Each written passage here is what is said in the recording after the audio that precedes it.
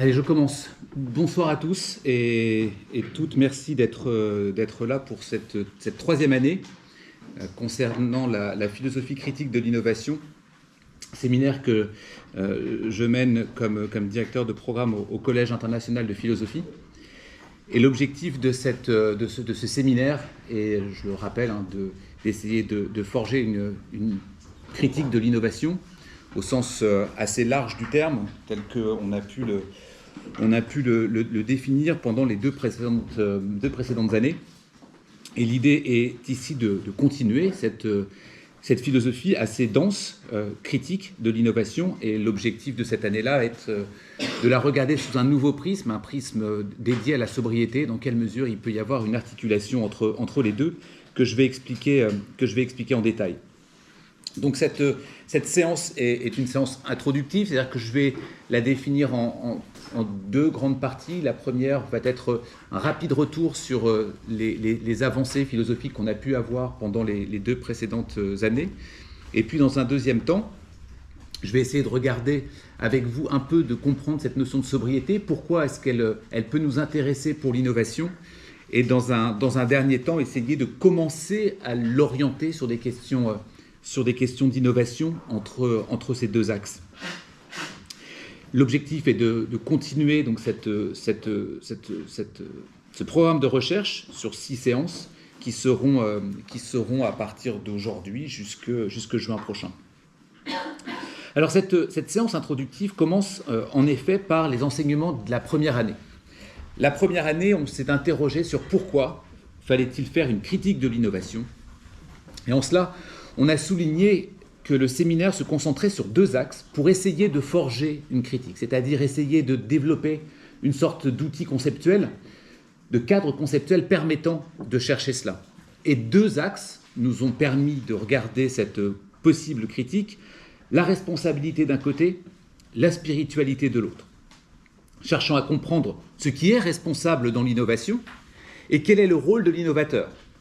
Également, les implications spirituelles, au sens où nous l'avions vu, on le reverra encore, et notamment aujourd'hui, j'en reparlerai un peu, mais notamment ces éléments-là qui sont de l'ordre de la vie de l'esprit, évidemment sans avoir aucune dimension religieuse, bien sûr.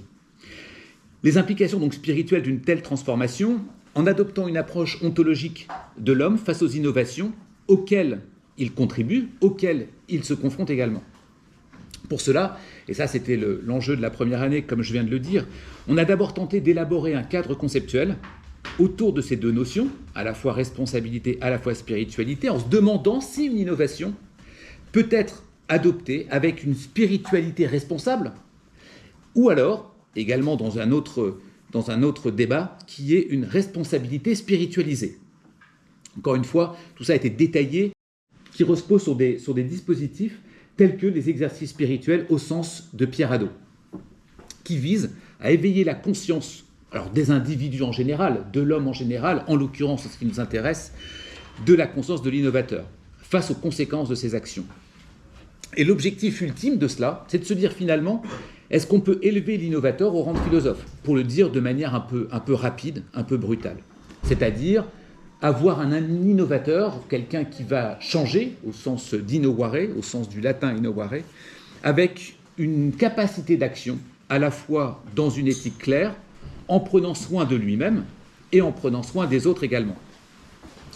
En d'autres termes, la question qui nous intéresse, c'est l'innovation ne doit pas simplement être perçue comme un processus de changement technique, tel qu'on pourrait le voir spontanément dans l'innovation, mais également avec un acte de morale, que l'on peut dire un peu vite pour l'instant, une sorte de morale provisoire, responsable et orientée vers le bien commun. Ça, c'est le tout début du cadre conceptuel, et la première année a eu comme objectif également de s'intéresser à l'histoire de l'innovation. Alors cette histoire de l'innovation, il s'avère qu'elle remonte à l'Antiquité. Elle remonte à l'Antiquité grecque, et bien que l'innovation telle qu'on l'entend est un concept moderne, il existe une ancienne notion qui s'en rapproche. Cette ancienne notion, c'est Xénophon qui va la citer, qui va l'utiliser dans le livre Les Revenus, et il va utiliser ce terme grec qui est kénotomia. Ce terme grec de kénotomia désigne des stratégies d'amélioration Et celles-ci sont destinées aux mines de l'Orion, cette petite ville au sud d'Athènes. Plutarque, dans l'Antiquité, emploie également cette notion de kénotomia en faisant référence à des changements politiques. Cependant, dans l'Antiquité, il ne faut pas aller y chercher une théorie de l'innovation, ça n'existe pas à proprement parler. Le terme est souvent associé à la question de la déviance, marquant une rupture avec l'ordre établi. Ce point est important, ce point est clé, puisque pendant à peu près 1500 ans, l'innovation sera toujours vue, même si on peut dire que c'est encore le cas aujourd'hui parfois, comme quelque chose de déviant. Après les Grecs, je résume, donc je vais très vite, après les Grecs, les Romains, notamment Lucrèce, poursuivent cette réflexion sur le changement et l'innovation.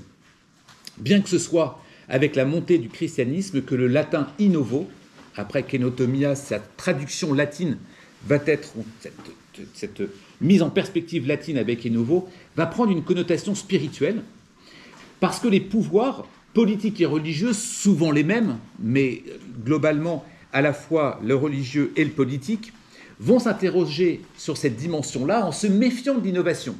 Globalement, c'est assez simple à comprendre, puisque l'innovation est moteur de changement. Si vous avez le pouvoir, vous n'allez pas vouloir innover. Si vous cherchez le pouvoir, vous allez au contraire vouloir innover. Donc, proposer des changements politiques à partir du changement, à partir de l'innovation, afin de provoquer un changement. Et celle-ci menace une potentielle stabilité qui fera qu'elle sera parfois bannie. J'avais cité notamment Édouard VII qui avait émis un décret en disant « j'interdis d'innover ». C'est pourquoi jusqu'au XVIe siècle, l'innovation reste un sujet délicat, souvent contrôlé, limité par les autorités. Et de manière un peu emblématique, c'est Francis Bacon qui avait dit qu'évidemment l'innovation est fondamentale, est importante, notamment dans la survie, mais il insiste sur l'idée de toujours se référer au véritable innovateur, le plus grand innovateur qui est le temps, qui change en permanence sans qu'on s'en rende compte. Dans l'époque moderne, c'est évidemment Schumpeter que nous avions vu, et l'innovation prend alors une place centrale avec l'émergence du capitalisme. Alors c'est le capitalisme qui va prendre une place centrale à la fois dans l'économie et dans le quotidien, je dirais, et le fer de lance, le moteur du capitalisme, c'est l'innovation. D'ailleurs, Schumpeter le dira tel quel, l'innovation, c'est l'élan fondamental qui met et maintient le système capitaliste en mouvement. Sans innovation, il n'y a pas de système capitaliste en tant que tel. L'innovation, à ce moment-là, on est donc au début du XXe, devient un moteur de progrès économique.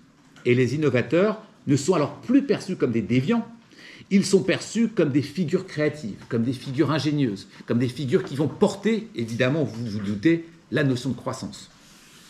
Ce sont des leaders, pour le dire en anglais, des entrepreneurs, des acteurs de changement, des moteurs du développement social, technologique, économique. Ça nous a amené, cette longue histoire, cette historiographie de l'innovation, à mettre en question, c'était lors de la dernière séance de la première année, sur cette glorification de l'innovation. Et cette glorification de l'innovation, nous l'avions questionnée, notamment en nous appuyant sur Michel Foucault, en essayant d'entreprendre une généalogie d'innovation. Et ici, l'enjeu était de mettre en lumière son rôle dans la formation de nos comportements et de nos manières de penser. D'une certaine manière, nous agissons en fonction de ce que l'innovation nous dit de faire et nous dit d'agir. On avait pris évidemment l'exemple de la technologie pour ces dimensions-là. Foucault nous avait mentionné cela, nous l'avons repris de notre côté en mettant en lumière le rôle de la technologie, de l'innovation dans la formation pas de l'éducation de l'individu, mais dans quelle mesure ça nous, je le dirais en anglais, nous shape, nous forme, nous forge d'une certaine manière.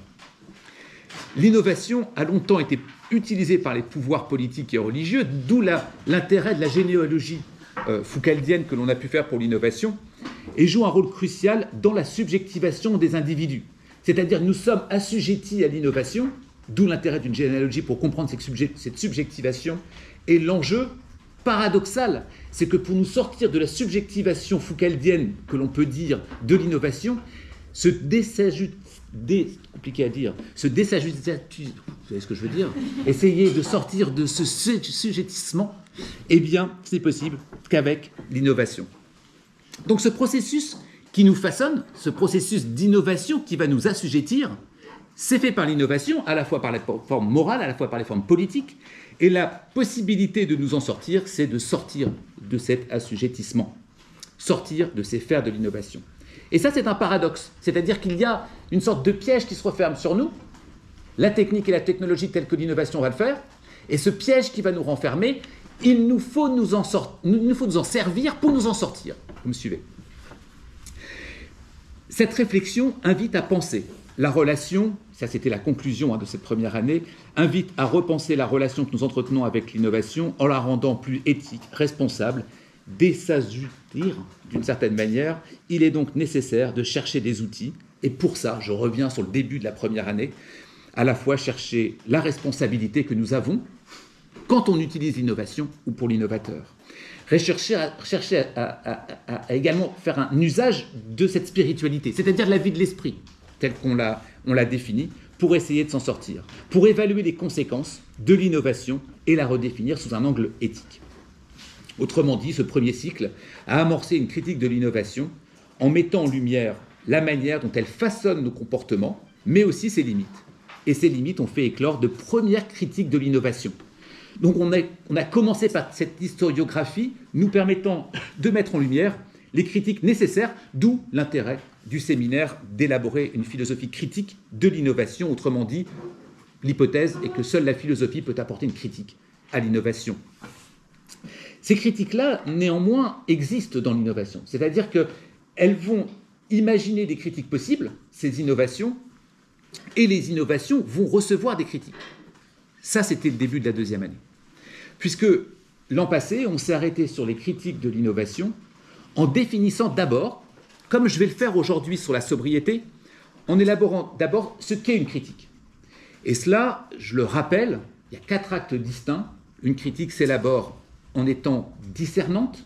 De quoi est-ce qu'on parle? De quoi est-ce qu'on critique? Elle est subjective, et on sait qu'elle est subjective, la critique. Et en reconnaissant la subjectivité de la critique, on arrive à en élaborer une, comme plusieurs, mais il est nécessaire de les élaborer. Elles sont responsables, une critique, c'est-à-dire qu'elles vont rendre compte de leurs actes, je vais y venir plus tard, et elles sont spirituelles au sens de la vie de l'esprit nécessaire pour formuler une critique. C'est ce qu'on avait vu, et je m'étais appuyé d'une certaine manière sous une sorte de jeu de mots, en cherchant à établir un tribunal de la raison. Le tribunal de la raison, c'est Kant qui va l'élaborer, en disant, peut-on élaborer un tribunal de la raison pour l'innovation? Et pour cela, on a besoin de le faire pour échapper à une forme de dogmatisme qui est un peu contre l'innovation ou pour l'innovation. Et cette alternative entre dogmatisme et scepticisme peut se faire par la raison. Toujours l'an passé, on s'est attelé à déterminer, qui est fondamentale dans l'innovation, c'est la notion de technique. L'essence de la technique. C'est quoi la technique? Et pour ça, on s'est appuyé forcément sur Heidegger, qui, à partir d'Heidegger, nous semble pertinent, car il élabore une métaphysique de la technique. Et c'est important, je vais recommencer d'une certaine manière la 3e année en abordant Heidegger, où la question de la technique se joue le destin de l'être. Le destin de l'être se joue dans sa technique. Ce qui veut dire que la technique va être à l'essence de l'innovation. L'innovation va façonner l'homme, la technique façonne l'homme. Et la technique, en façonnant l'homme, finalement, va jouer sur le destin de l'être. S'il maîtrise l'innovation, s'il ne la maîtrise pas, ça ne veut pas dire qu'il n'y a pas du destin de l'être, mais il est subi. Autrement dit, la technique nous soumet. C'est ce qu'on avait vu à partir d'Heidegger dans la technique. Mais l'an passé, nous nous étions aussi arrêtés avec Jacques Ellul. Jacques Ellul, pour qui la technique est la base de la structuration de la société, contemporaine, omniprésente, et elle est société du spectacle. C'est-à-dire qu'elle est actrice, la technique, de la société du spectacle. La mise en perspective, vous vous doutez, avait été mise en place avec Guy Debord et la société du spectacle.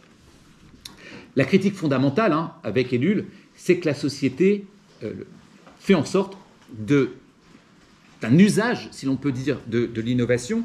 Et cet usage de l'innovation a une problématique fondamentale, c'est qu'elle va déshumaniser. La technique déshumanise, que celle-ci, la technique, a sa logique propre, Elle peut d'ailleurs être programmée, mais elle va finir, la technique, par avoir sa logique propre. Et cette logique propre, elle va être sans l'humain.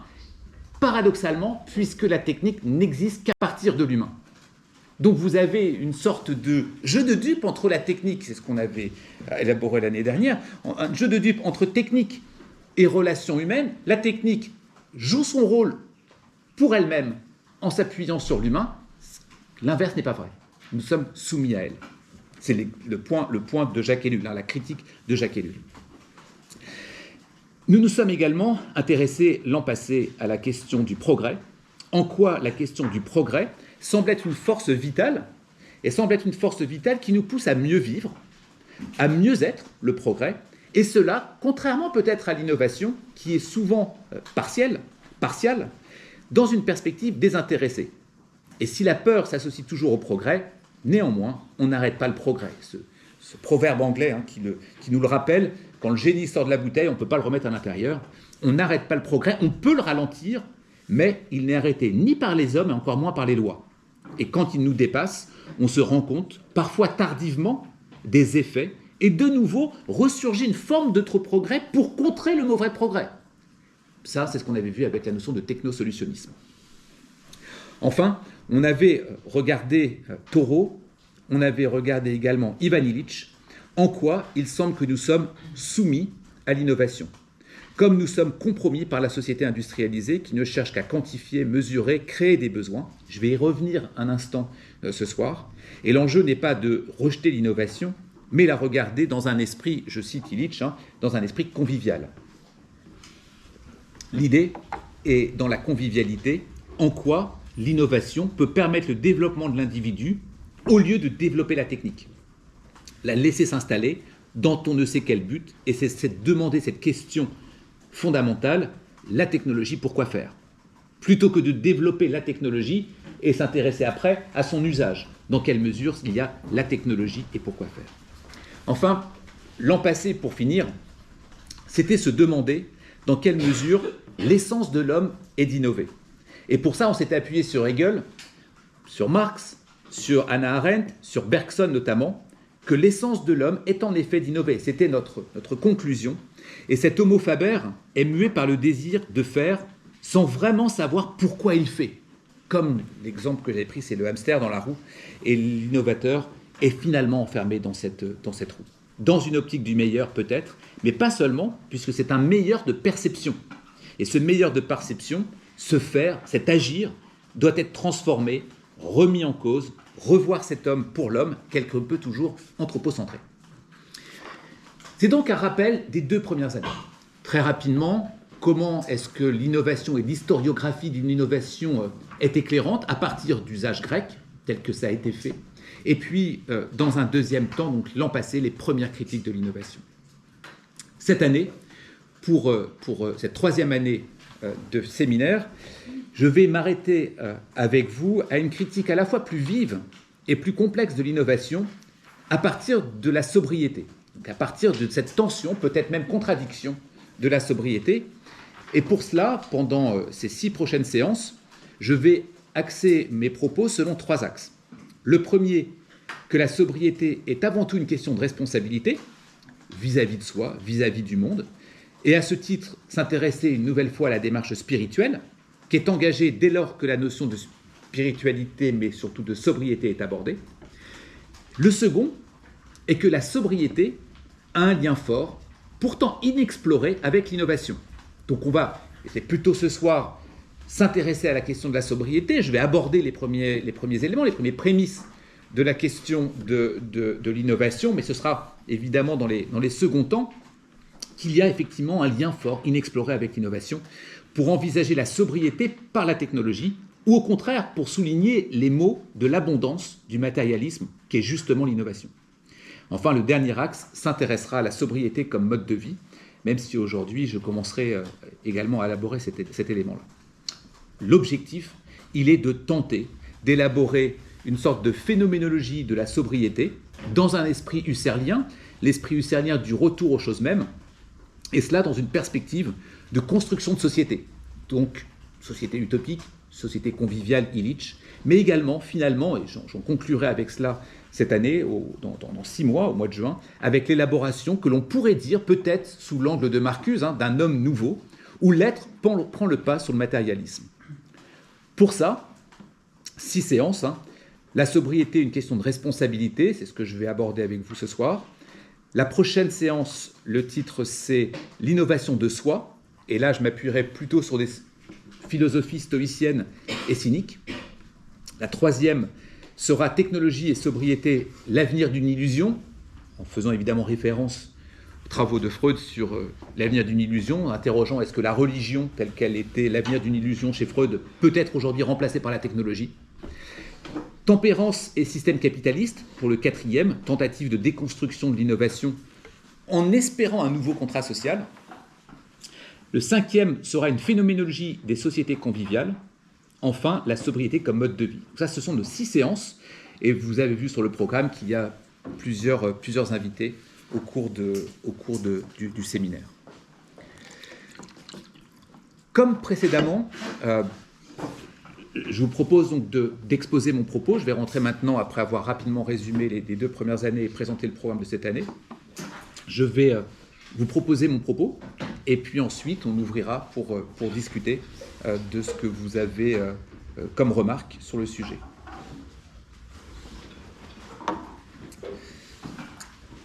Pourquoi la sobriété nous intéresse ? L'idée est tenter d'explorer une tension entre, d'une part, l'idée que la sobriété est surtout une question de contrainte. Une sorte, quand on l'entend spontanément, et je vais d'abord commencer par des lieux communs, bien sûr, une sorte d'affaissement du plaisir, du vivre, de confort, dès lors que l'on parle de sobriété, à cause de l'ensemble des mesures, des pratiques que l'on va s'obliger ou qu'on va nous obliger à réduire, et qui permettent de réduire, par exemple, la demande en énergie. Il faut la sobriété parce qu'il faut moins d'électricité, parce qu'il faut moins consommer d'eau, parce qu'il faut protéger les terres. D'autre part, et c'est de cette tension-là qui commence, c'est parce que l'innovation a un rôle clé, évidemment. Elle sous-entend toujours l'innovation dans un usage. L'usage aujourd'hui courant, commun, on le voit ces dernières heures où cela a été particulièrement indiqué, la question de l'intelligence artificielle et sa consommation en énergie. L'exemple d'une recherche sur une intelligence générative correspond à 1 heure de grille-pain allumé. Donc la question est toujours l'innovation, oui, mais la question de la contrainte et la notion de sobriété qui va être sous-jacente à n'importe quelle innovation apportée. C'est valable pour les véhicules électriques, etc. etc. Vous savez ça. Également que celle-ci n'est pas moins vraie dans une notion où le plaisir, le confort, que la sobriété sous-entend derrière la notion de réduire l'innovation. C'est-à-dire qu'on pourrait imaginer, je l'aborderai en détail, mais qu'il y a une sorte de croyance possible en disant que s'il y a la sobriété, il n'y a plus d'innovation. S'il y a par exemple une notion de décroissance ou d'accroissance, eh bien il n'y a plus d'innovation. Et cette notion-là, probablement, en tout cas c'est ce que je vais vous proposer, essayer de remettre ça en cause à travers l'innovation et la sobriété. Ces croyances, ces perspectives, finalement, si on les regarde à l'aube de notre exercice et de notre cadre conceptuel spiritualité et responsabilité, alors peut-être que justement on pourrait faire tomber ces barrières-là.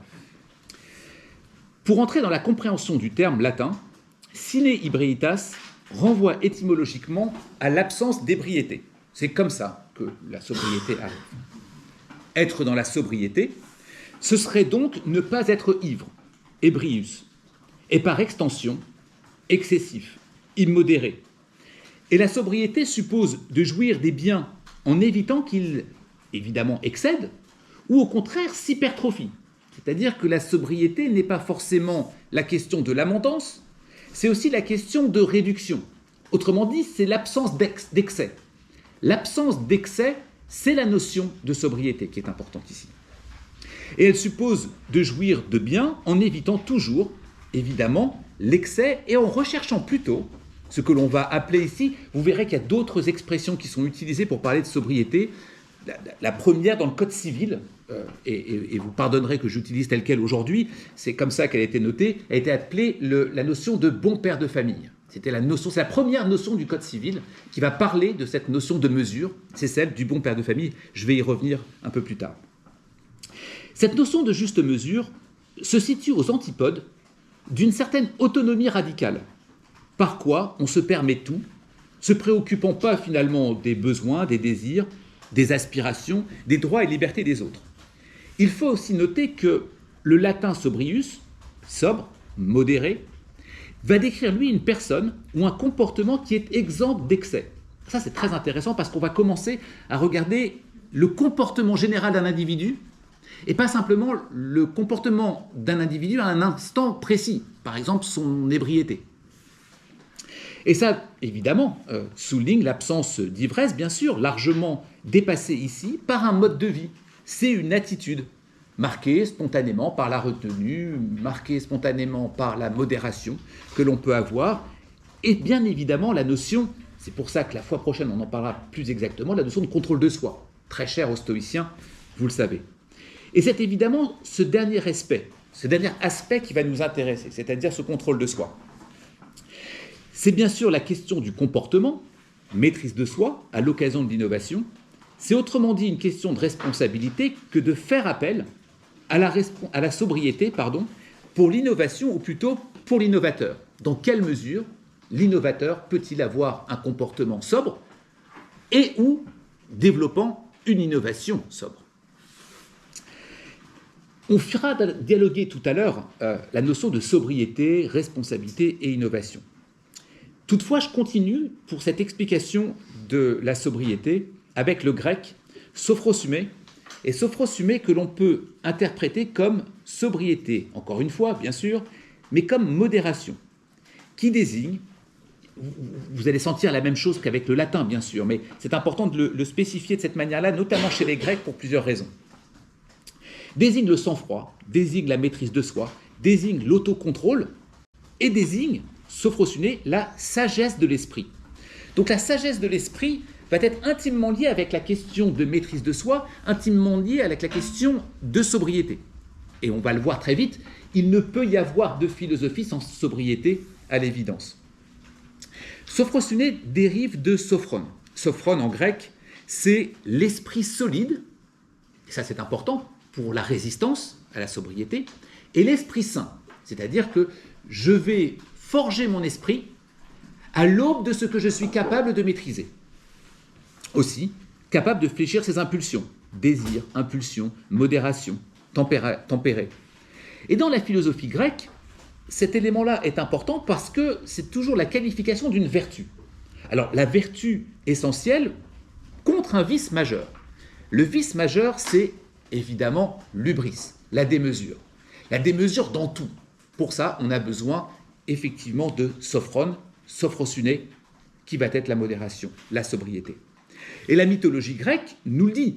Icare, évidemment, qui n'est pas du tout dans la modération quand il veut voler trop haut. Prométhée, qui n'est pas dans la modération avec l'usage du feu. Tantale, la poésie, les théogonies d'Hésiode, par exemple. La littérature, avec l'Iliade, où on voit toujours la notion fondamentale de sobriété, ou en tout cas de mesure, plus exactement. À chaque fois, évidemment, c'est dans quelle mesure l'homme, face au Dieu, est capable de mesure. La folie des héros chez Sophocle, Oedipe, Antigone, même chose. Échille, les Atrides avec l'Orestie, pareil, aveuglés tous par leur passion. Parce que la passion va être l'enjeu fondamental qui va conduire à la démesure. L'incapacité, la passion, c'est quand on ne fait plus œuvre de raison, c'est-à-dire que ça déborde notre raison. Et bien, quand ça déborde notre raison, ça signifie qu'on tombe dans la démesure, incapable de nous contrôler. Le châtiment des dieux va alors évidemment nous tomber dessus, c'est la némésis qui s'abat sur nous. Et c'est pourquoi la sobriété fait souvent objet d'un débat moral. D'un débat moral chez les Grecs, dans les premiers traités de philosophie, qui renvoient évidemment à une vertu essentielle, comme ensuite chez les Romains. Comment est-ce que l'on peut mieux vivre? On peut mieux vivre dès lors qu'on est dans cette maîtrise, dans cette sobriété possible. C'est-à-dire être capable d'être à l'extrémité des passions, de la démesure, qui peut être l'argent, qui peut être le pouvoir, qui peut être la gloire. L'ensemble de ces éléments-là doivent nous ramener, à partir du contrôle de soi, à une certaine tempérance, modération. Celle-ci naît sans étonnement dans la Grèce antique en tant que concept fortement proche de ce que l'on appelle les exercices spirituels. Je ne reviens pas dessus, mais l'exercice spirituel, c'est la vie de l'esprit que l'on va chercher à contrôler, à maîtriser. Pour cela, je vais en parler ce soir plus particulièrement avec les épicuriens, mais les stoïciens comme les cyniques sont fondamentaux pour les comprendre. La sobriété, si vous le suivez, tel que je viens de le dire très rapidement, brièvement, c'est une forme d'ascèse. C'est-à-dire qu'il y a un travail ascétique qui va être lié avec la notion, encore une fois, de tempérance, la notion de modération, la notion de frugalité, la notion de sobriété. Autrement dit, c'est très intéressant d'être entré dans cet axe-là, puisqu'on voit que la sobriété porte en elle naturellement les germes de la sagesse des exercices spirituels. C'est-à-dire qu'il n'y a pas une sobriété que je dirais technique ou une sobriété subie, elle est intimement liée à la sagesse, à mon travail de l'esprit vers une recherche de la sagesse, et la sobriété est un exercice spirituel pour cela. Par tempérance, il s'agit de concevoir ici la sobriété comme quelque chose imposé, mais quelque chose d'imposé à soi-même. C'est-à-dire qu'on va le choisir. C'est fondamental, évidemment. Parce que si vous appliquez la sobriété à partir d'une institution morale, ce ne sera pas la même chose. L'institution morale qui va m'imposer une sobriété n'est pas la sobriété par la sagesse. C'est une sobriété obligée. Et elle est obligée, voilà, institution morale, par exemple religieuse. Elle est au même titre que l'ascèse, une volonté d'aller à l'encontre de ses désirs naturels, jugés mauvais, jugés extrêmes. Et comme je le disais, les épicuriens, les stoïciens, les cyniques sont évidemment les écoles qui particulièrement vont développer des exercices spirituels à la question de la spiritualité et de la sobriété. Dans quelques minutes, je parlerai plus particulièrement de l'école épicurienne sur le sujet. Après ces écoles qui vont travailler ça, et je vais commencer par les épicuriens, la fois prochaine les stoïciens et les cyniques, il va y avoir, je continue simplement cette très courte et rapide histoire de la sobriété. C'est encore une fois le christianisme qui va reprendre les anciens et qui va intégrer la notion de sobriété comme mode de vie. Évidemment, là, vous voyez bien qu'on va détourner l'essence de la sobriété, puisqu'une institution morale va nous dire comment nous comporter. Ce n'est pas la même chose que quand on s'impose à soi-même quelque chose en vue de la sagesse. Je cite ici les évangiles selon saint Luc. « Malheur pour vous, les riches, car vous avez votre consolation. Quel malheur pour vous, qui êtes repus maintenant, car vous aurez faim. » Un peu de menace. « Quel malheur pour vous, qui riez maintenant, car vous serez dans le deuil et vous pleurez. Quel malheur pour vous, lorsque les hommes disent du bien de vous. C'est ainsi en effet que leur père traitait les faux prophètes. » Autrement dit, ne soyez pas trop riches, n'ayez pas trop d'amis, ne soyez pas trop heureux, parce que sinon il vous arrivera quelque chose. Donc on essaye évidemment, avec l'évangile selon saint Luc ici, d'apporter une forme de sobriété sur la façon avec laquelle on doit agir. L'articulation se fait de manière différente chez les protestants. Max Weber souligne en cela la tension entre éthique protestante et opposition à toute forme d'hédonisme. La solution, encore une fois, très protestant, se situe dans la notion de tempérance. Plus précisément, avec la sobriété, les protestants luttent contre le désir de richesse plus que celle déjà possédée. Celle que l'on a, nous n'avons pas à en ressentir une forme de culpabilité. Cela étant dit, ce n'est pas toujours à propos de la richesse. La figure un peu emblématique de la sobriété est saint Augustin. Et saint Augustin, notamment dans la question de l'usage du vin, a toujours été intéressante puisqu'il parle d'affaires de modération. Ce qui n'est pas étonnant, il y a toujours du vin dans les églises. Je le cite, « Le vin réchauffe, réjouit, on en donne aux faibles pour les conforter, mais aux malades enfiévrés. La sobriété n'est pas abstinence, c'est la mesure de cette boisson délicieuse. » Donc on va chercher cette notion de tempérance et ne pas évidemment tomber dans l'abstinence, qui n'est pas la même chose. Et vous voyez bien mon point, en tout cas, vous voyez bien ce que je sous-entends derrière ça, c'est justement d'aller à l'encontre d'une forme de décroissance sans innovation, ou d'accroissance sans innovation, ou d'arrêter l'innovation. La question n'est pas là derrière la sobriété, ce que l'on peut parfois entendre, c'est plutôt la notion importante de se dire dans quelle mesure il y a de la tempérance. Mais c'est évidemment plus compliqué.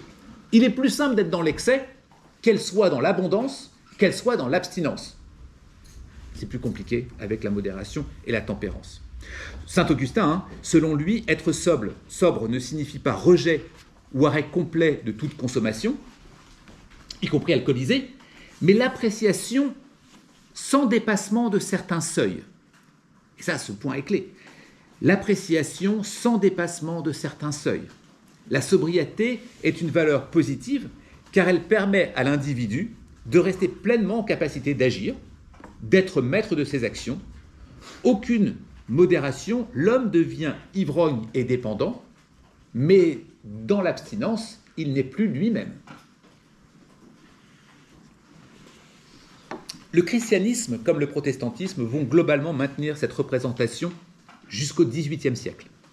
L'alcool n'a jamais été prohibé par la Bible, et les usages, évidemment, en fonction de l'altération de la raison par l'excès, est un enjeu. Donc ça, c'est bien le propos, ne pas avoir la raison altérée. Mais de manière plus générale, les religions sont dans la sobriété et la tempérance, en ce qu'il s'agit de la consommation courante, mais pas pour tout, évidemment. Dans les pratiques, dans les dévotions, il n'y a pas de limite.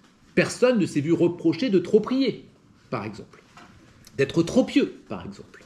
D'être trop généreux envers son Église, par exemple. Cette mainmise de l'Église sur la sobriété est très intéressante parce qu'elle a permis aux citoyens un certain cadre, un guide, sur comment se comporter.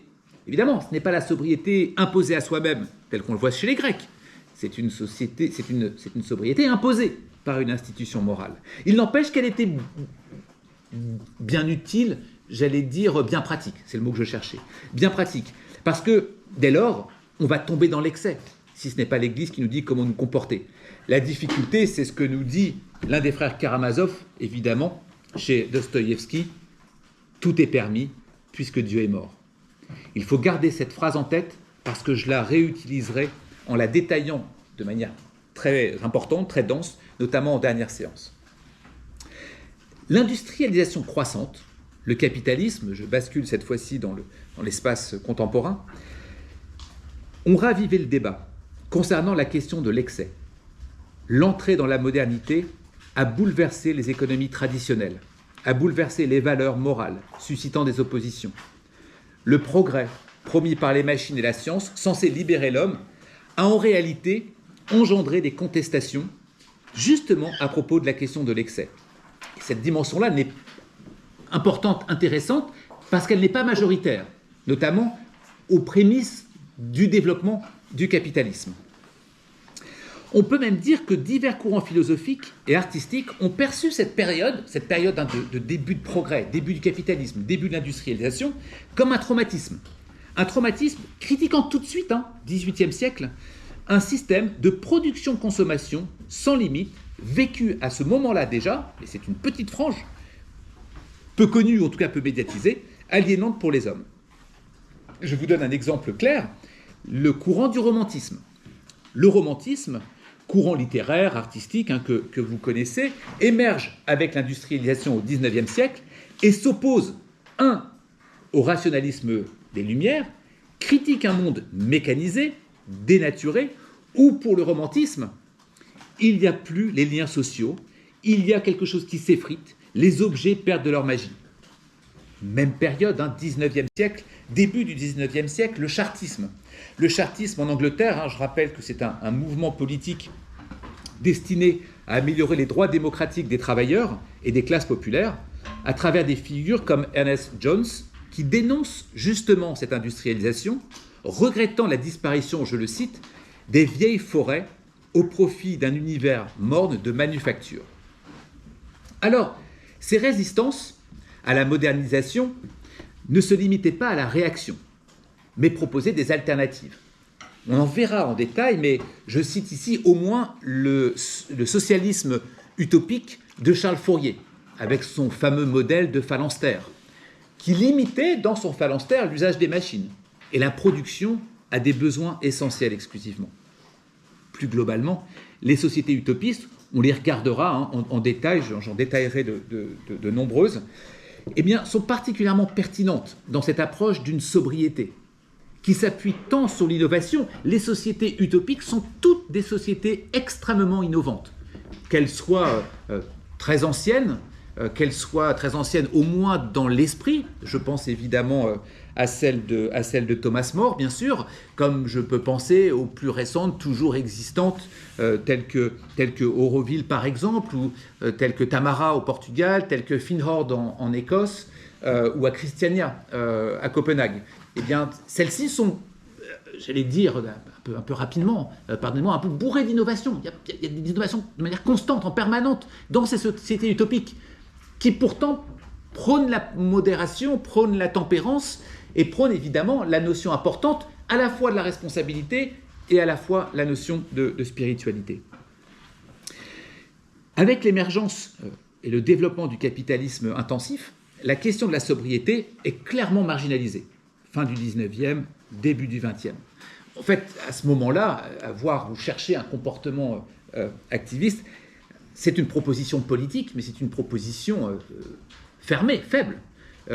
Et cela se retrouve de manière claire avec les simples petits, je dirais, transcendantalistes qui ont eu évidemment une influence aux États-Unis. Je pense à Ralph Waldo Emerson et je pense à Henry David Thoreau, qui évidemment, les transcendantalistes, vont essayer justement de montrer cela, de montrer l'importance de dénoncer la société capitaliste telle qu'il monte, de démonter l'industrie telle qu'elle est en train d'arriver. Il n'empêche que c'est un tout petit groupe. Je fais une parenthèse, mais j'ai eu la chance de rentrer dans la salle où se réunissaient les transcendantalistes à Concorde, aux États-Unis. Et donc, quand vous voyez la table, c'est la table où ils se réunissaient. Bon, ils sont 7. Ça ne va pas faire un courant politique énorme. Alors évidemment, c'est très beau, c'est très nostalgique, mais les transcendantalistes qui vont effectivement être à cette époque-là, comme il y en aura également en France, en Europe, eh bien c'est quand même un tout petit j'allais dire une niche, et en tout cas un tout petit mouvement politique. On le voit, on le verra en détail avec plusieurs écrits, notamment des transcendantalistes, notamment avec Emerson, notamment avec Thoreau. On parlera plus particulièrement de Walden et La vie dans les bois. Dans cette même veine politique, d'une opposition au système capitalisme rampant dans lequel la sobriété jouera un rôle, mais cette fois-ci à l'autre bout de la planète, on a le début des idées marxistes. Et Marx observait dès le début que le capitalisme crée des besoins artificiels, et ces besoins artificiels nous éloignent de notre nature et nous aliènent. Pour lui, Marx, la production détermine non seulement les objets, mais aussi nos besoins, souvent au-delà de ce qui est biologiquement nécessaire. Gardez ça en tête, c'est important. On sait que Marx, c'est avant tout un philosophe, et il savait, quand il disait ça, qu'il faisait référence à Épicure, bien sûr. Il critiquait la production intensive pour sa capacité de générer de nouveaux désirs artificiels, bien que Marx soit clairement perçu comme un partisan du productivisme. Il faut comprendre que quand Marx parle du productivisme, son concept d'abondance est en réalité lié à la sobriété. L'abondance chez Marx n'est pas liée à l'offre, mais à la satisfaction des besoins réels. Il y a cette phrase importante chez Marx, à chacun ses besoins. Et cette notion importante de, finalement, à chacun ses besoins, formule qu'il reprend, ne prend sens que dans une société libérée des désirs artificiels, où les individus se contentent que de ce qui les satisfait véritablement. Je vous l'ai dit tout à l'heure, quand je parlais des besoins, notamment en année 2. Il y a quelque chose qui est intéressant à mettre en perspective avec cette histoire de la sobriété, mais également la question des besoins, de la création des besoins et du système capitaliste. C'est une courte parenthèse, mais qui est intéressante pour notre propos, et qui est une autre voie finalement concernant la création de besoins que celle que Marx élabore dans sa critique du capitalisme. Et encore une fois, c'est parce qu'il y a un paradoxe. Dans Libérer l'avenir, Ivan Illich voit avant tout dans la création des besoins, mais dans la création également, je dirais, à l'origine du capitalisme, on peut y voir la mainmise du christianisme. Puisque c'est lui qui va commencer à créer un besoin, à développer un besoin. Et il va évidemment, Illich, qui a été particulièrement un théologien dans sa formation, va les dénoncer. C'est lui, le christianisme, qui aurait influencé notre façon de penser le monde, de le configurer dans son organisation et ses valeurs. Quand Illich écrit ça, il est dans les années 50 et il s'attaque de manière claire à ce qu'il appelle l'entreprise ecclésiastique. Avant de s'attarder sur la nature des besoins dont il trouve l'origine ainsi que du productivisme, il dit, je cite ici Ivan Illich, l'idée, et gardez bien ça en tête, l'idée qu'il n'y a pas de salut, donc salut au sens évidemment auprès de Dieu, l'idée qu'il n'y a pas de salut sans service individuel fourni par des professionnels au nom d'une mère église institutionnelle est l'une des phrases restées jusqu'ici inaperçues sans lesquelles notre époque serait impensable. Autrement dit, ce qu'il dit de manière claire, c'est que tout un chacun, c'est ce que nous offre, nous propose ou nous oblige, je vous laisse décider, comment les églises vont nous proposer de dire, pour atteindre le salut, il vous faut des services individuels. Ces services individuels sont proposés par des professionnels. Un prêtre, le clergé, ce que Illich appelle l'entreprise ecclésiastique. Eh bien, l'institution Église va en effet créer ce besoin de salut, et ce besoin de salut va être mis en œuvre par des professionnels. Cette dimension de besoin, de création de besoin, finalement, rejette ou rejaillit la question de l'abondance et jusqu'où elle va dès lors qu'il peut y avoir un prisme, notamment celui de la religion. Je referme cette parenthèse, même si elle nous servira plus tard.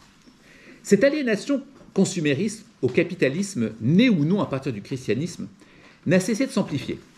En 1958, Hannah Arendt, dans La condition de l'homme moderne, écrit « Toute notre économie est devenue une économie de gaspillage, dans laquelle il faut que les choses soient dévorées ou jetées, presque aussi vite qu'elles apparaissent dans le monde, pour que le processus lui-même ne subisse pas un arrêt catastrophique. » Autrement dit, c'est un peu l'innovateur dans la roue du hamster dont on parlait tout à l'heure, c'est-à-dire qu'on est dans une situation dans laquelle il nous faut créer, il nous faut consommer, il nous faut être dans cette économie dite possiblement du gaspillage pour ne pas être arrêté et se trouver dans un système que l'on peut qualifier de catastrophique.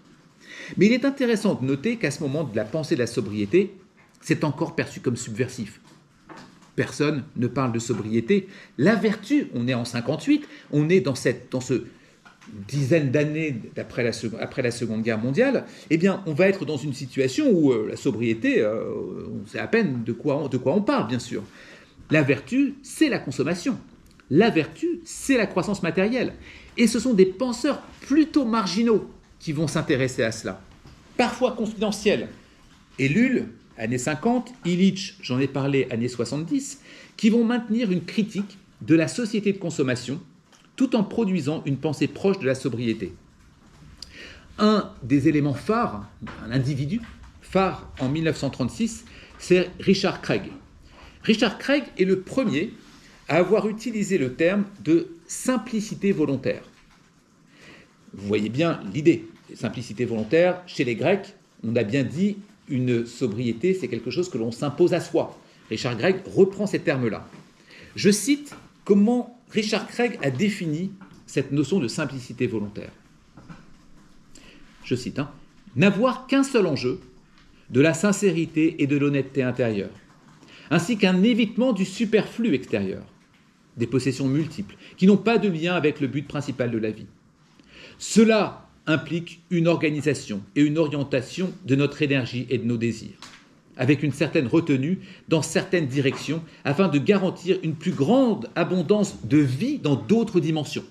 Donc l'abondance, oui, mais pas dans la notion de matérialité. Et Richard Craig observait que la notion de simplicité était intéressante, mais variée selon les pays, selon les époques.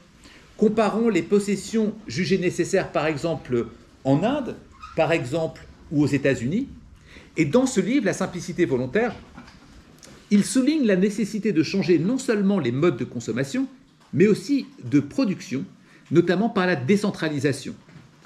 Il proposait un contrôle différent de la production à grande échelle, les terres, distribution de la monnaie, et appelait un programme non violent pour mener ce changement social. Il n'utilise pas du tout le terme sobriété, ce qui est un peu compréhensible. On ne le traduit pas en anglais, pas vraiment, ce terme, il est compliqué à traduire en anglais, mais il prône modération, production et consommation. Alors, ici, je suis proche de la fin de ma première partie sur la notion de compréhension de la sobriété. L'idée n'est pas de faire une histoire en tant que telle de la sobriété, c'est simplement la comprendre pourquoi elle nous intéressera ensuite dans son articulation avec l'innovation. Et d'autant plus que souvent, il faudrait y associer la notion de développement écologique, pour le prendre cette fois-ci dans les années postérieures à Hannah Arendt, c'est-à-dire globalement les années 60, les années 70, 80 jusqu'à nos jours.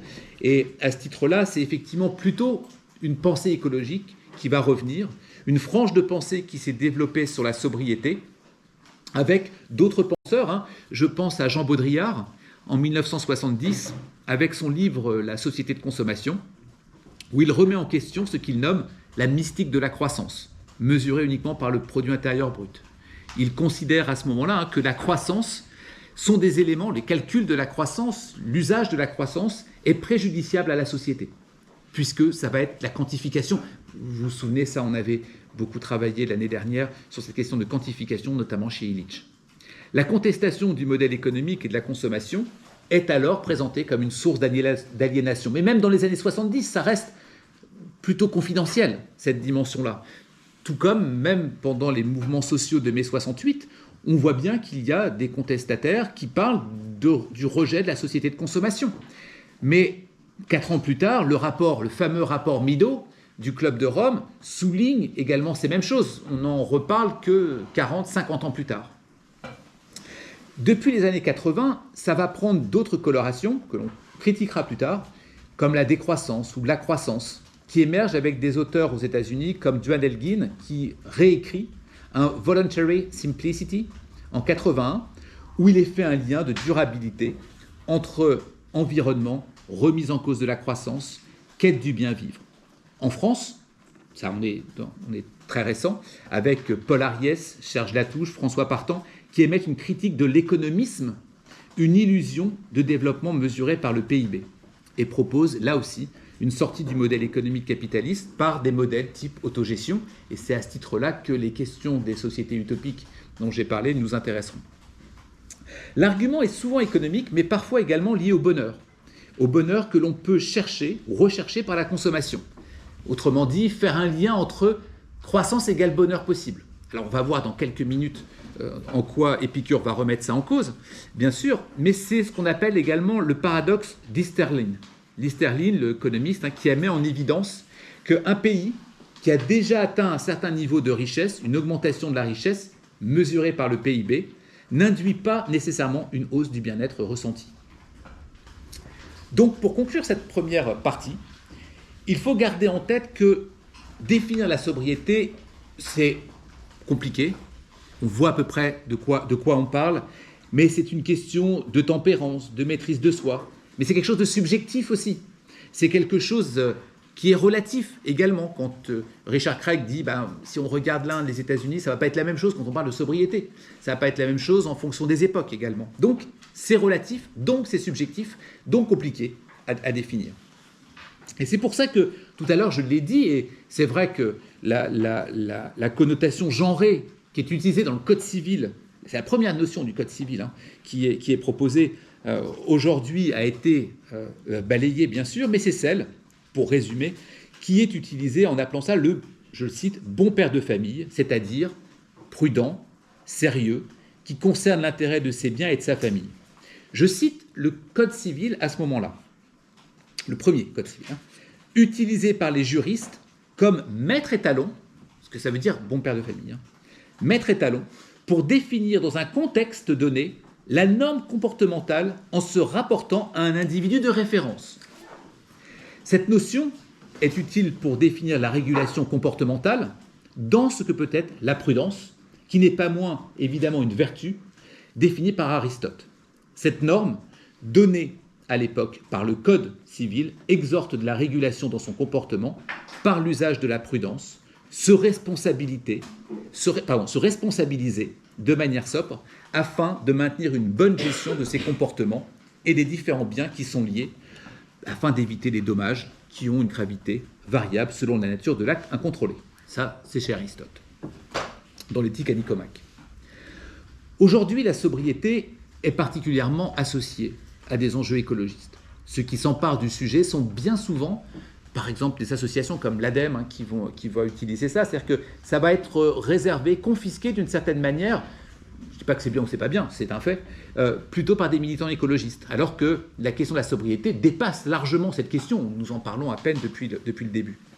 La sobriété, c'est souvent quand on parle de pollution, d'énergie, de gaspillage, protection de la planète. Et quand elle est rapprochée de l'innovation, elle peut être, c'est ce que j'appellerai avec vous plus tard, la notion d'avenir de l'illusion. C'est-à-dire, peut-on faire du clean tech? Peut-on faire des low technologies? Peut-on faire de la basse technologie? Qu'est-ce que ça recouvre ça? J'aborde pas ça aujourd'hui, mais ce sera quelque chose qui cherche à remettre en cause le culte de la modernité, même si on verra, si on peut se poser la question si ça a véritablement du sens d'appeler ça de cette manière-là. Enfin, nous noterons qu'il ne s'agira pas de s'arrêter sur la sobriété simplement matérielle. La notion de sobriété relationnelle est également tout aussi importante. Et regardez celle-ci comme un mode de vie que l'on pourrait dire holistique. C'est-à-dire nos possessions, certes, la matérialité, certes, mais non moins la relation. Et qu'est-ce qu'une sobriété relationnelle? Comment gérons-nous ça? Dans ce cadre de la sobriété comme mode de vie, à l'évidence, Épicure nous semble celui qui peut ouvrir nos travaux, puisque lui, il est véritablement dans une démarche de sobriété et d'un mode de vie à la fois.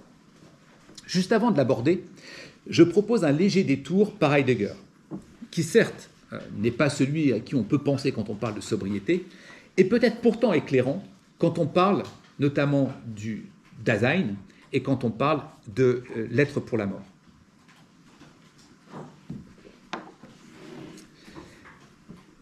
L'être pour la mort, chez Heidegger, est un concept déterminant, d'être étant. Dans être étant, l'enjeu avec cette notion d'être pour la mort est la question de la limite qui s'articule avec la notion de temporalité. Et ça ne peut pas être exclu de la notion de Dasein.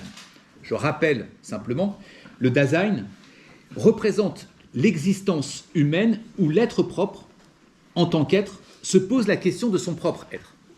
C'est la manière spécifique qu'a l'être humain d'exister et de se rapporter au monde. Le Dasein est toujours le déjà jeté dans le monde. Je fais juste un rappel, s'il faudra qu'on revienne en détail, mais ce n'est pas l'objet de faire un cours sur le Dasein chez Heidegger, donc je le dis avec simplicité et un peu de raccourci, vous m'en excuserez. Il n'existe pas en dehors du monde, on le sait, le Dasein, c'est d'une certaine manière l'étant, tel que Heidegger le qualifiera également parfois, et il n'existe pas en dehors du monde. Il est toujours dans une relation dynamique avec lui, liée à son environnement. Et l'une des caractéristiques du Dasein est sa conscience de la mort. C'est-à-dire que l'on va savoir que l'être humain en tant qu'être est un être pour la mort. C'est la possibilité ultime et indépassable. Autrement dit, c'est la limite avec un grand L. C'est la limite avec un grand L, cette conscience fait de l'être humain un être qui ne se contente pas simplement de vivre comme d'autres êtres, mais qui comprend que son existence est limitée, ce qui peut amener à une vie, je cite ici Heidegger, plus authentique. Le Dasein est un mouvement de se projeter qui n'est pas infini, puisqu'il y a la mort. Il y a toujours, pour l'étant, pour le Dasein, pour l'être en tant qu'être, une limite qui lui est face. Cette limite qui lui est face, c'est la rencontre avec sa propre mort. Et la mort constitue la limite qui est toujours imminente, d'ailleurs, constamment présente dans son projet heideggerien qui est l'être pour la mort. Être pour la mort, Dasein, c'est la temporalité finie. Et l'homme est être de confins.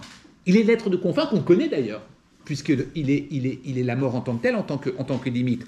La seule limite que l'on ne connaisse pas, pour faire un jeu de mots avec la limite, c'est celle qu'on ne sait pas tellement à quel moment ça arrive. Mais c'est la reconnaissance, avant tout, nous tous ici dans cette salle, qu'en étant être pour la mort, nous sommes dans une irréductible finitude. Et celle-ci nous trouble au regard des précédents propos sur la sobriété. Si nous sommes des êtres pour la mort, des êtres pour limite, pourquoi donc la sobriété? Autrement dit, compte tenu des contraintes apportées, a priori par la sobriété, au regard de l'inéluctable limite, pourquoi la sobriété? Pourquoi la contrainte? Pourquoi pas l'abondance?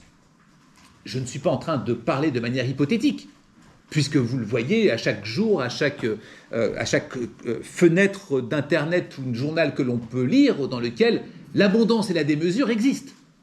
Ce qui signifie que, finalement, en étant être pour la mort, la sobriété est bien une contrainte dans laquelle on pourrait s'échapper. Ce serait d'ailleurs une reconnaissance de l'authenticité, soulignée par le Dasein. Autrement dit, mon authenticité en tant qu'être pour la mort ne serait évidemment pas de me mettre une limite, et encore moins celle de la contrainte de la sobriété. L'importance de vivre de manière authentique ou inauthentique, soulignée par le Dasein, vivre de façon authentique, c'est reconnaître, assumer la finitude de son existence, c'est-à-dire la réalité de la mort. L'inauthenticité, en revanche, chez Heidegger, survient lorsque le Dasein se perd dans les préoccupations quotidiennes. J'allais le dire de cette manière-là, pardonnez ma spontanéité, mais ce petit quotidien banal finalement, qui n'est en rien authentique. C'est finalement cela l'inauthenticité. Ce on heideggerien, c'est-à-dire la manière impersonnelle et conformiste de vivre, influencé par les attentes sociales.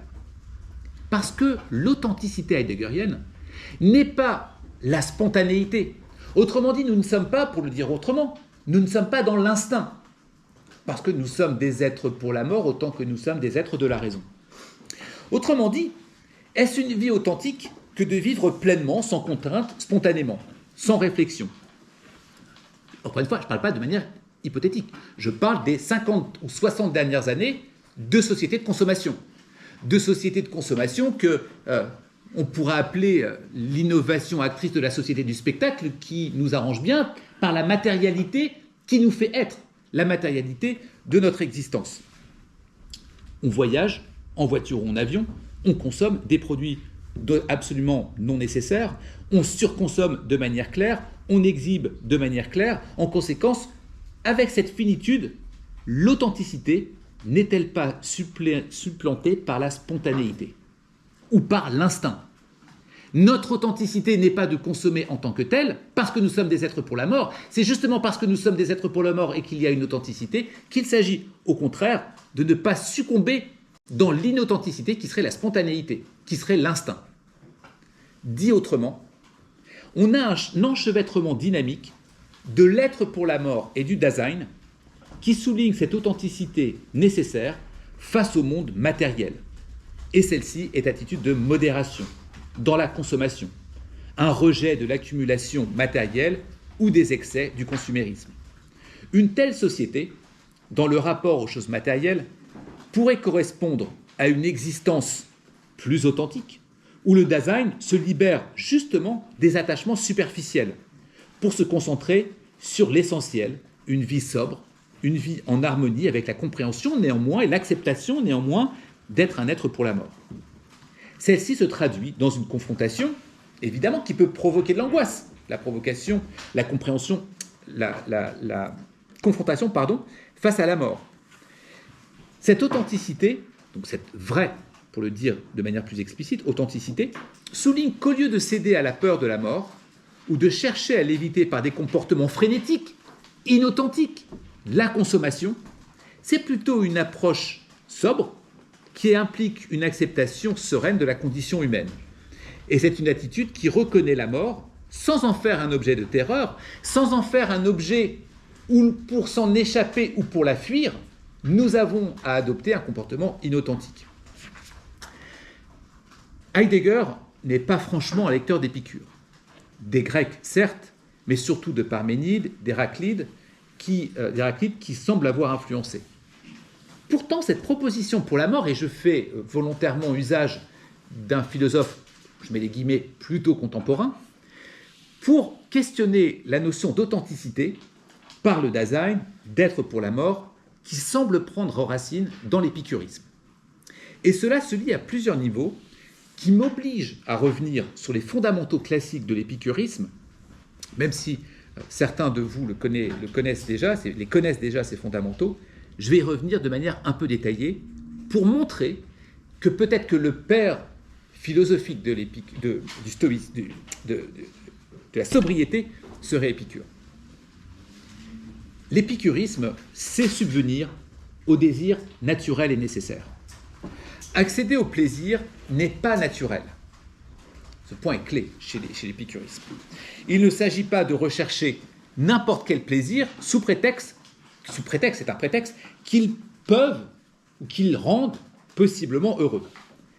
Le plaisir est constitutif de nos désirs. Et Épicure exprime qu'il s'agit que pour atteindre le plaisir et être heureux, de savoir contrôler ses désirs. Alors vous voyez bien que c'est intéressant parce que l'histoire rapide que j'ai faite de la sobriété nous disait déjà cela chez les Grecs. C'est en effet ce qu'Épicure reprend, c'est en effet ce que va proposer Heidegger dans son authenticité. Il explique, Épicure, que ce sont ces désirs qui d'ailleurs sont communs aux hommes et aux animaux. Il y a des désirs naturels et nécessaires, des désirs naturels non nécessaires, des désirs non naturels non nécessaires. Quand nous commençons à réfléchir avec cette tripartition des désirs chez Épicure, on commence alors à faire preuve de modération et de tempérance. Et on commence à exercer notre esprit vers la sagesse, de savoir quoi faire en fonction de cette tripartition des désirs. Qu'est-ce qui est naturel et nécessaire, naturel non nécessaire, non naturel non nécessaire. Les premiers sont des désirs fondamentaux, manger, boire. Il est naturel de manger, de boire, et c'est nécessaire pour se maintenir en vie. Et ces désirs sont ceux que Épicure invite à rechercher quasi exclusivement. La vie heureuse est fondée sur cette recherche de plaisir simple, de plaisir de modération. C'est évidemment de l'eau, c'est évidemment, Épicure comme les autres Grecs étaient végétariens, et il s'agit évidemment essentiellement de consommer un peu de pain, un peu de fromage, un peu de légumes. C'est ce que Épicure recommandait dans l'usage de la diététique dans son jardin. C'est dans le livre de Métrodore que c'est particulièrement expliqué. Les deuxièmes désirs sont les désirs naturels non nécessaires. Le fait de manger des plats fins, le fait de se nourrir avec excès. Il faut se nourrir, certes, donc c'est un désir naturel, non nécessaire, c'est la nourriture de luxe. Ça va être les boissons de luxe, par exemple. Où ça n'a pas de sens de le faire, puisque, certes, le désir est naturel, mais ce n'est pas nécessaire. L'activité sexuelle, il s'avère qu'Épicure le rangeait également dans les désirs naturels non nécessaires. Il n'avait pas lu Freud à l'époque, vous l'excuserez. Mais en effet, c'est rangé ici, c'est-à-dire que c'est naturel d'avoir un désir sexuel. Est-ce que pour autant c'est nécessaire pour la survie ? Non. Selon Épicure, peut-être une vie psychique. Je ne le développe pas ici. Les troisièmes et derniers désirs sont ceux qui ne sont ni naturels ni nécessaires. Se trouve parmi eux la recherche de l'argent, du pouvoir, des honneurs.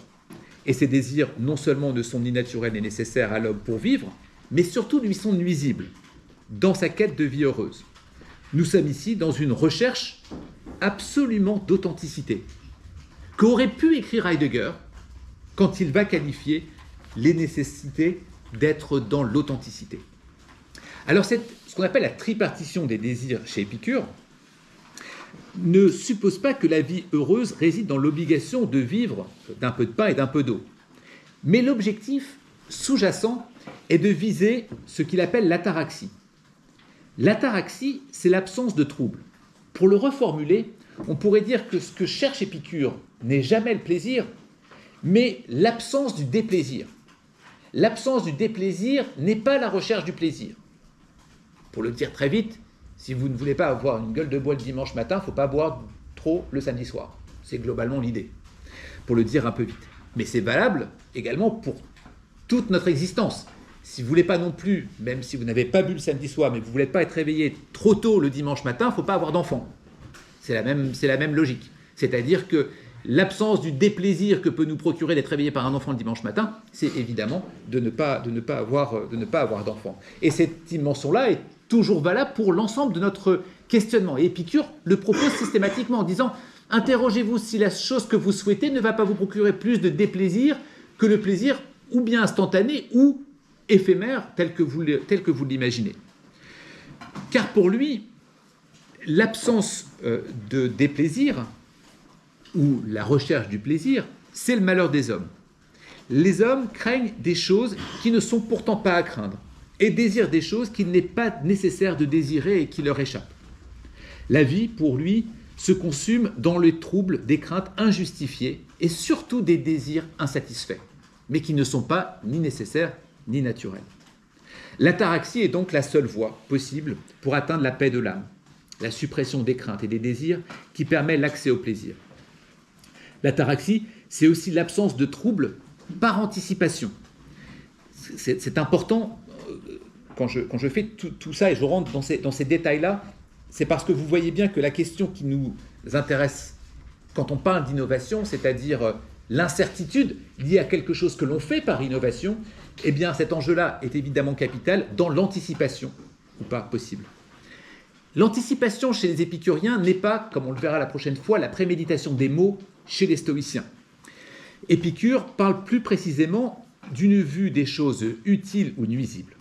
Dans la lettre à Hérodote, il fait allusion à ces anticipations en recommandant d'opérer des projections de la pensée sur les choses, de se demander par exemple, est-ce que cette action sera utile d'une façon ou d'une autre si je l'accomplis? Quelles conséquences aura cet acte si je l'effectue? Cela peut-il être nuisible? Voilà les questions que recommande de se poser Épicure. Et cela toujours dans le seul objectif de porter à la conscience les conséquences des actions que nous menons. On pourrait le reformuler en disant pourquoi nous faisons ce que nous faisons. Et nous allons essayer de mener autant que possible cette projection pour essayer de connaître les nuisances possibles. Épicure, d'une certaine manière, remet toujours les choses à leur juste place et montre que la vie heureuse dépend non pas d'un hasard ou d'un destin, mais des choix que l'on fait. Charge à celui qui veut devenir un chef de gouvernement, un gouverneur, c'est le mot qu'il utilise, de comprendre que c'est un plaisir qui est ni naturel, ni nécessaire. Il n'est pas naturel dans l'essence de l'homme de vouloir diriger un pays. Il n'est pas non plus nécessaire, car rien ne l'oblige à briguer cette fonction. C'est quelque chose qui terrorisera, qui torturera évidemment Marc Aurèle, mais sous un angle stoïcien. On le verra. Ce qui est valable pour la soif de pouvoir est valable pour une femme, un homme que l'on convoite, pour un objet que l'on aimerait obtenir, pour un salaire que l'on voudrait gagner. Il faut donc toujours se demander, pour tout désir, s'il est naturel et nécessaire. On pourra s'interroger justement sur cette question-là. Qu'est-ce qu'une innovation naturelle et nécessaire? Reformulée, nous pourrions dire que nous touchons les prémices d'une définition de la sobriété, que l'on pourrait dire épicurienne, ou tout simplement une sobriété que nous devrions viser, à savoir, il est important de reconnaître les besoins naturels et nécessaires, mais que ceux-ci permettent la constitution d'une vie heureuse fondée sur le plaisir.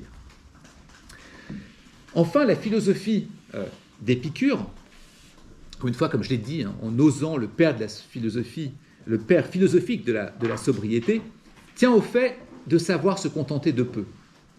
Nous atteignons le bonheur chez Épicure par la paix de l'âme, et celle-ci, c'est toujours en recherchant à couvrir les simples besoins simples, mais aussi en retranchant ses besoins. Et cette dimension-là va s'appuyer sur le célèbre tétrapharmakos d'Épicure, le quadruple remède, qui est un des exercices spirituels d'Épicure pour atteindre la santé de l'âme et pour atteindre l'absence de trouble. L'absence de trouble, je l'ai dit il y a une minute, la notion d'ataraxie. Ce quadruple remède, c'est une formule que l'on se répète, qu'on se remémore sans cesse, dont il faut être pénétré de manière très claire dans son âme, dans son esprit. Et ça nous permet d'éviter les troubles de l'âme. C'est l'épicurisme en une seule maxime que je cite.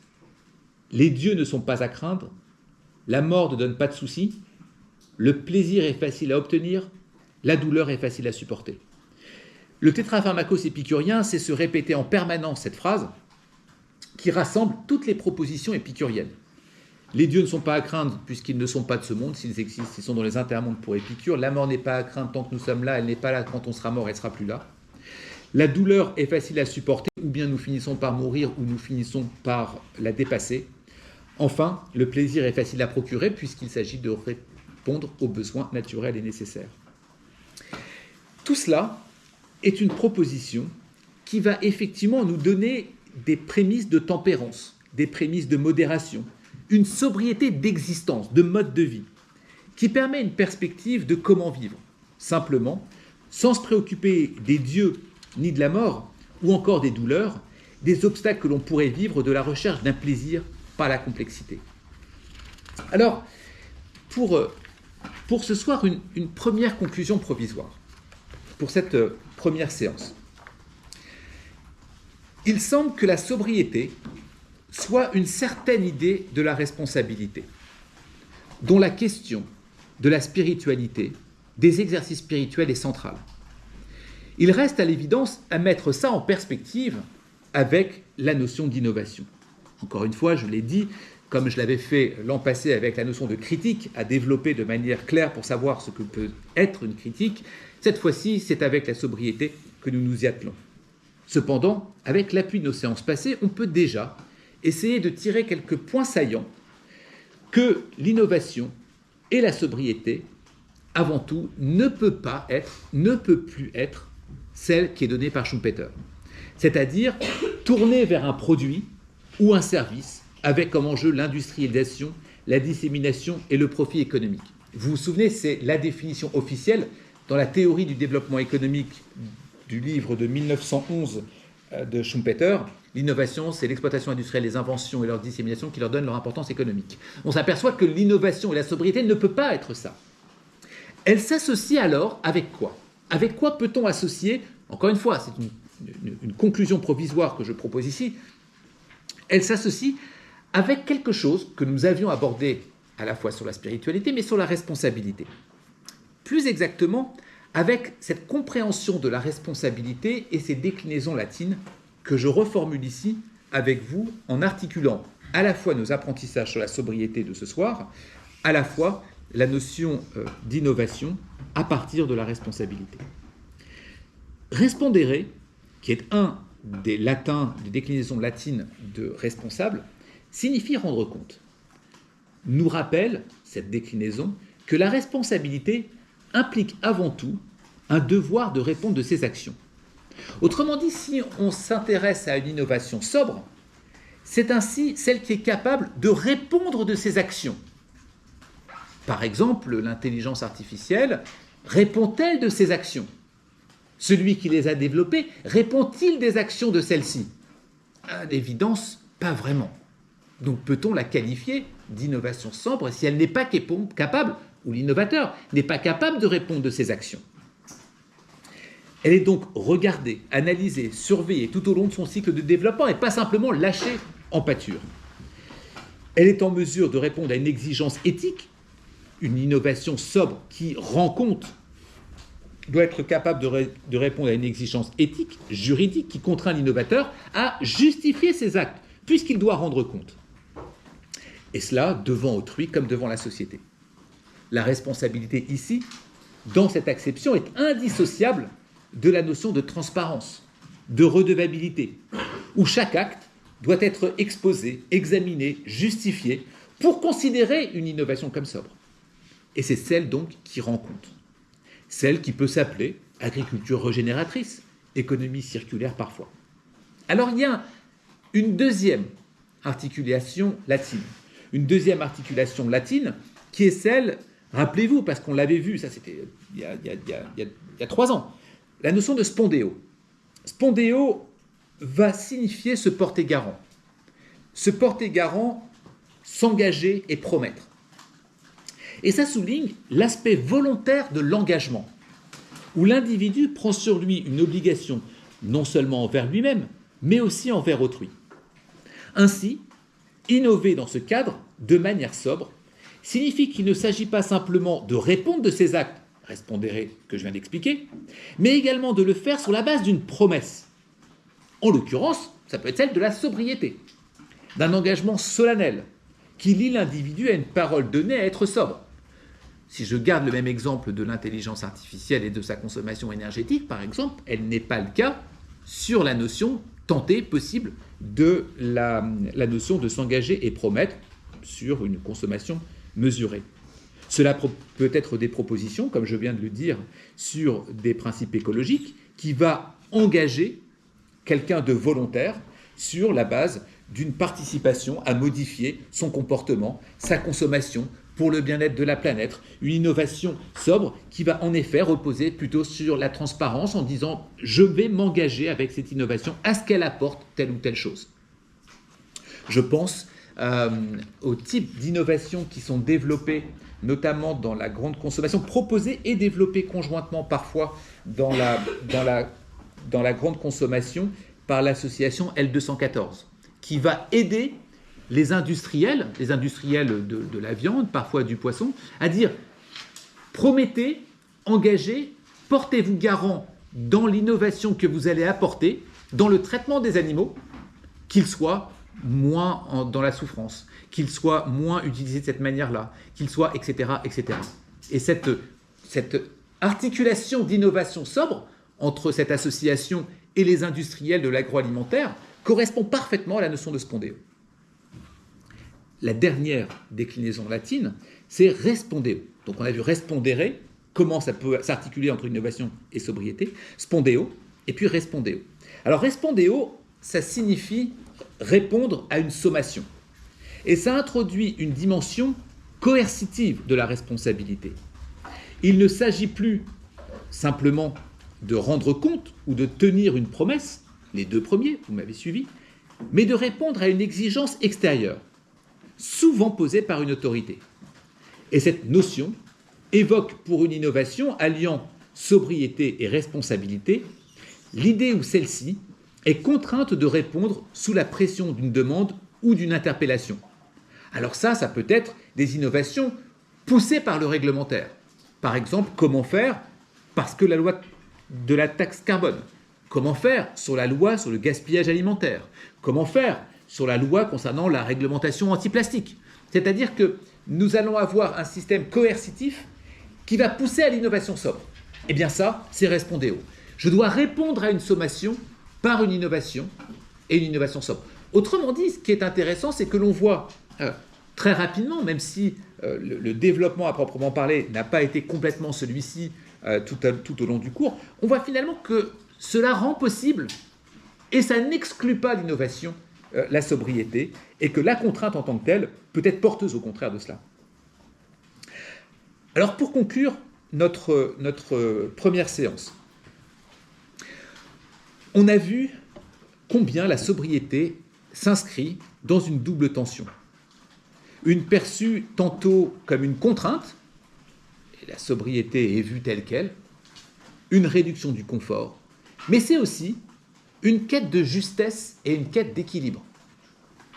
Nous avons regardé à ce moment-là la question de son ancrage philosophique, à la fois l'éthique grecque, qui n'est pas forcément la philosophie grecque, avec Sophrosuné, avec Sophrone, tel que je l'ai dit évidemment au début, mais également cette éthique grecque à la critique moderne du consumérisme, en passant par Épicure, bien sûr, qui est peut-être le chantre philosophique, le héros philosophique de la sobriété, mais que finalement n'est pas éloigné d'un Heidegger quand on parle d'authenticité.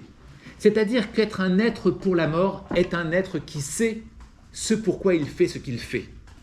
Et savoir pourquoi on fait ce que l'on fait est peut-être, par l'authenticité heideggerienne, de savoir notre condition de finitude. Cette authenticité appelle finalement la sobriété, et cela, encore une fois, ça passe à travers l'acceptation, ou en tout cas la reconnaissance d'être un être pour la forme, être pour la mort. Ce que nous retenons ici, c'est que la sobriété ne doit pas être vue comme une limitation de l'innovation, mais comme condition de sa pertinence et de sa durabilité. Loin de restreindre notre capacité à innover, et on verra bien plus tard les détails pour cela, elle nous invite à nous interroger sur son sens de l'innovation. Et ça, c'est l'élément probablement clé. Que produit-elle et pour qui? À quel coût et quelles conséquences? Nous incite à une responsabilité accrue qui ne se limite pas à l'optimisation technique, mais qui engage l'innovateur dans une éthique du juste nécessaire. Pour cela, 3 dimensions majeures émergent de cette sobriété responsable. 1. Une innovation qui sait rendre compte. Elle s'appuie sur la transparence et la redevabilité, respondere, je viens de l'expliquer, assumant pleinement ses conséquences en étant en mesure de répondre aux questions qu'elle soulève. 2. Une innovation qui s'engage, qui promet, qui ne repose pas uniquement sur une réponse à des contraintes extérieures, mais qui intègre une démarche active, une promesse d'équilibre et de modération, spondéo, la promesse, être garant, visant à préserver ressources, mais pas simplement, liens sociaux, qualité de vie, par exemple. Troisièmement, une innovation qui répond à une exigence collective, car elle ne peut se limiter à une aspiration individuelle, mais s'ancre dans une sommation sociale. Donc, sommation sociale, c'est-à-dire que c'est la collectivité, c'est le collectif qui demande à ce que l'innovation soit sobre de cette mesure-là, environnementale, respondéro, en répondant, par exemple, à l'urgence écologique, aux aspirations d'un monde plus résilient. Ainsi, la sobriété devient un prisme à travers lequel on peut, ce qui n'est pas encore fait, c'est l'objectif de notre séminaire et d'une recherche telle que je la propose avec vous, peut être un prisme par lequel on peut repenser l'innovation. Non plus comme une course à la nouveauté, je dirais presque écrasée, pour le dire avec Michel Henry, mais non plus avec l'accumulation, mais plutôt comme un engagement à faire autrement. Finalement, cette innovation avec sobriété nous invite à une transformation du regard que l'on porte sur le progrès, mais pas seulement, c'est-à-dire sur nous-mêmes. Qu'est-ce qui va faire que nous sommes, d'une certaine manière, ce nouvel innovateur ? Et dans quelle mesure on peut se demander de quelle façon, la sobriété, dans ce cas de figure, n'est pas avant tout une innovation de soi. Et cette innovation de soi signifierait qu'on accepte de se transformer pour pouvoir accéder à la possibilité d'avoir une innovation différente. Et cette innovation de soi est probablement quelque chose que l'on peut voir à partir des stoïciens, à partir des cyniques. Et ça, cette innovation de soi, c'est ce que l'on verra le 6 mars. Je vous remercie de m'avoir écouté.